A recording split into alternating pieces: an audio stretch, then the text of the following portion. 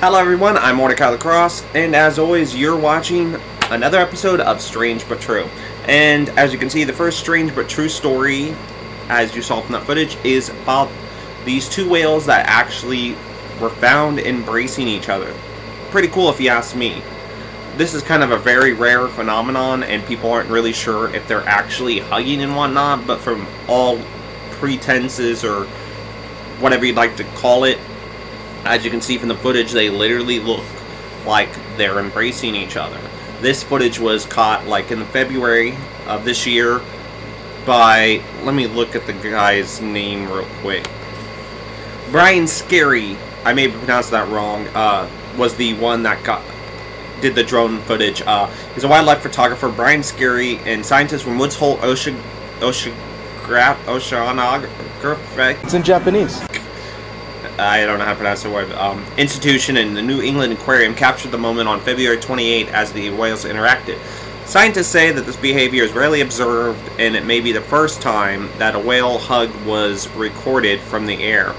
Researchers saw what appeared to be whales hugging with their flippers, technically described as belly-to-belly, perhaps showing affection and attempts at mating, the research team said in a statement.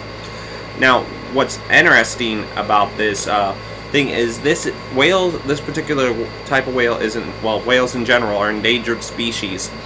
It estimates that the known population of North Atlantic whales are, oh wow, I was just making sure I was reading that number right, 360.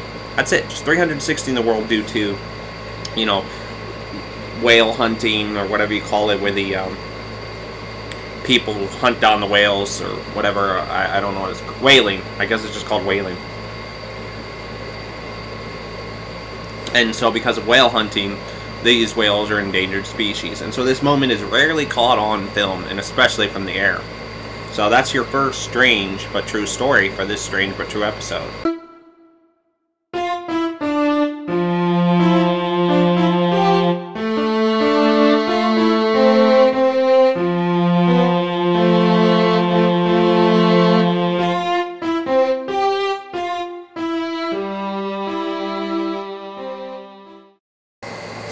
Oh, hello there, Mordecai. Would you like me to stir your coffee with my dick?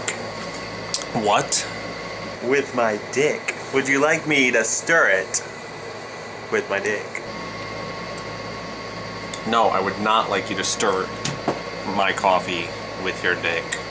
So, this next Strange But True story actually has to do with genital stirring liquids. Of course, it's not a coffee like it was in that little skit that you just saw, but it's tea. Officer Stephen Green was described as having a cocky attitude and behaving like he owned the police station. And I guess the appropriate thing he thought to do was to, you know, stir the tea with his genitals. He thought, hey, you know what I should do? I should stir this tea with my cock.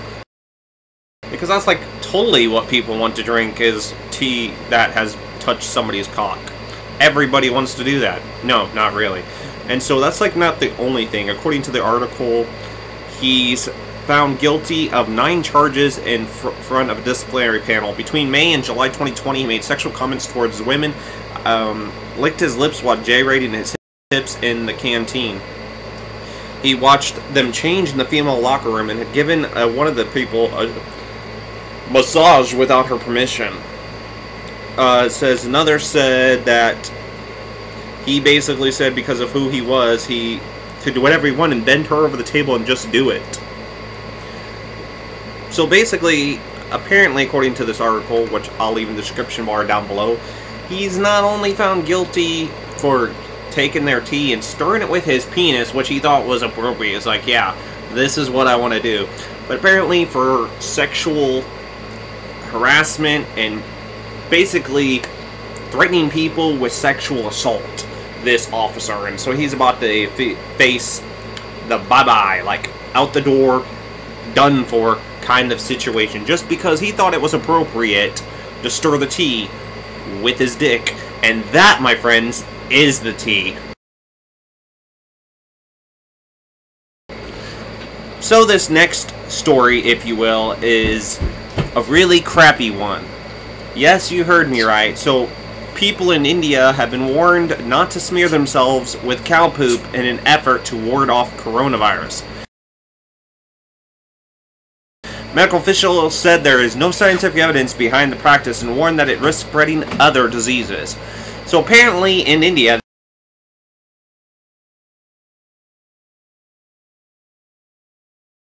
they thought it was a good idea, when it's a shitty idea, to cover themselves in cow poop to try to prevent coronavirus.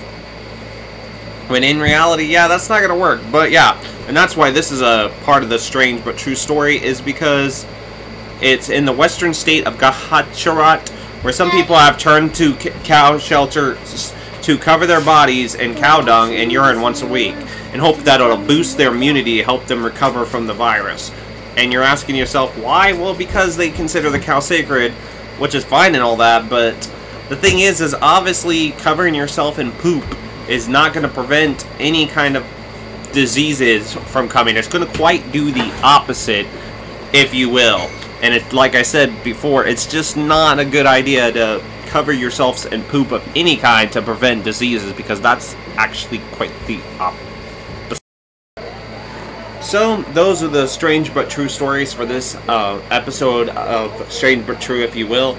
Comment down below in that comment section of what you thought of these strange but true videos, especially that last one, the fact that they think covering themselves in poop is going to prevent them from getting sick, when obviously it's going to be quite the opposite. It's very unsanitary. They're going to get sick. And definitely it's not going to prevent coronavirus. But anyways, comment down below of what you thought of these strange but true stories, or if you have a strange but true story you would like to see in a future strange but true video. Make sure you hit that subscribe button and that notification bell to be notified of future strange but true videos if you would like to do that. Give this video a thumbs up so I know that you actually enjoyed watching this video. I would appreciate that. So anyways, thank you for watching. Hope to see you in the next video. As always, I'm Mortika Lacrosse, and as always, stay strange.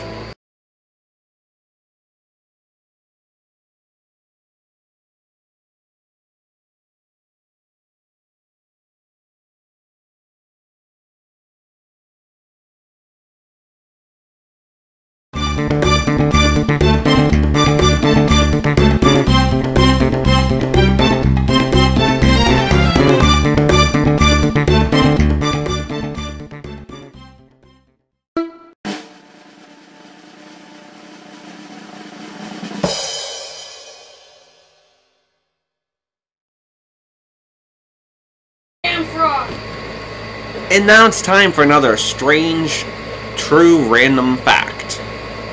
As you can see from here, I like coffee. But did you know that for millions of people, the coffee break is a key but often underappreciated part of the day? Well, in Stoughton, Wisconsin, they host an annual coffee break festival. That's right, you heard me right. If you go to Wisconsin at a certain part of the year, you can do the whole coffee break festival. It includes coffee tasting, brew-offs, and bean spitting contests. Why this particular place in Wisconsin? Well, according to city officials, the coffee break was born in that city in the late 1800s as women working at the local Gunderson tobacco warehouse began the ritual of passing during the workday to brew up some coffee and have a little chat. So, there you go. There is a coffee break festival in Wisconsin. So if you like coffee, as I like coffee, then you know where to go.